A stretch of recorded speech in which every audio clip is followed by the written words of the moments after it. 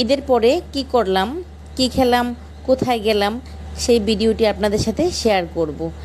ঈদের পরে যে মাংসটা বেঁচে ছিল সেই মাংসটা দিয়ে আমি মাংসের পিঠা বানিয়ে নিয়েছি। কুরবানি ঈদে সেটা অনেকেই করে থাকেন। কুরবানি ঈদ ছাড়াও হয়, কিন্তু কুরবানি ঈদেই একটু বেশি মাংসের পিঠা খাওয়া হয়। তারপর বাবার বাড়ির উদ্দেশ্যে রওনা দিয়ে দিলাম। আমার বাবার বাড়ি গাজীপুর জেলার কাপাসিয়া থানায়। বিখ্যাত বাওয়ালের শালবন কিন্তু এই গাজীপুরেই অবস্থিত। এই যে দেখছেন এই অংশটুকু হলো রাজেন্দ্রপুর সেনানিবাস। তারপর চলে গেলাম অনেক দূর, কাপাসিয়া থানার কাছাকাছি।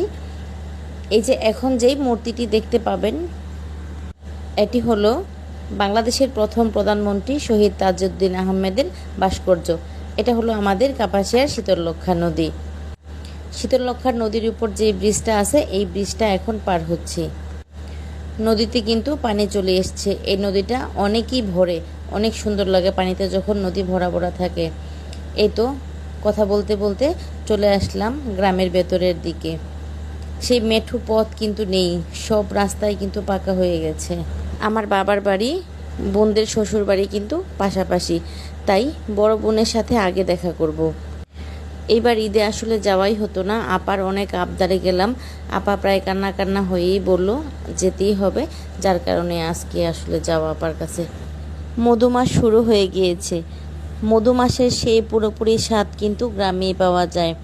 গ্রামের আম, জাম, কাঁঠাল, লিচু সেগুলো টাটকা খেতেই খুবই অসাধারণ। কাঁঠাল পাকা শুরু হয়ে গেছে সেই অনেক আগেই। এবছর কিন্তু আমি এখনও কাঁঠাল খাইনি, এই প্রথম কাঁঠাল খাবো আজকে। সকালে আমরা নাস্তা খেয়ে রওনা হয়েছিলাম, যেতে যেতে আমাদের দুপুর হয়ে গেল। এখন এই ফল ফ্রুট খেয়ে আমরা দুপুরের খাবার খাবো। দুপুরের খাবার খেতে খেতেই কিন্তু বিকেল হয়ে গেল। এখন বিকেলের নাস্তায় আমরা চিতই পিঠা খাবো।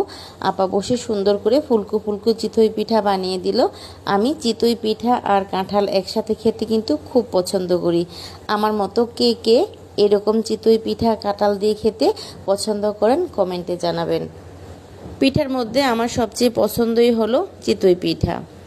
কাঁঠাল খেতে মজা, কিন্তু কাটতে একটু অসুবিধা আছে। কাঁঠালে কাটা আছে, আঠা আছে। আঠা সারানোর জন্য আগে কিন্তু সরিষার তেল হাতে মেখে নিলে এই আঠাটা আর হাতে লাগে না। আমরা চিতই পিঠা খেলাম, কাঁঠাল খেলাম, আমার ভাগিনা খেলো না। সে নাকি চিতই পিঠা খায় না, তাকে তেলের পিঠা বানিয়ে দিতে হবে, তাই তাকে তেলের পিঠা বানিয়ে দেওয়া হলো। আপার বাড়িতে অনেক খাবার খেলাম আলহামদুলিল্লাহ। আপা মাংসের পিঠাও বানাইছিল। আমি দুধের ছানা দিয়ে সন্দেশ বানিয়েছিলাম, ভিডিওতে আসলে নেওয়া হয়নি। তারপরে গ্রামে বেড়ানো হলে, ঘোরাঘুরি হলে চলে আসলাম বাসায়। ভিডিওটি কেমন হয়েছে কমেন্টে জানিয়ে যাবেন। ভালো লাগলে লাইক কমেন্ট শেয়ার করে পাশে থাকবেন। সবাইকে ধন্যবাদ। আসসালামু আলাইকুম।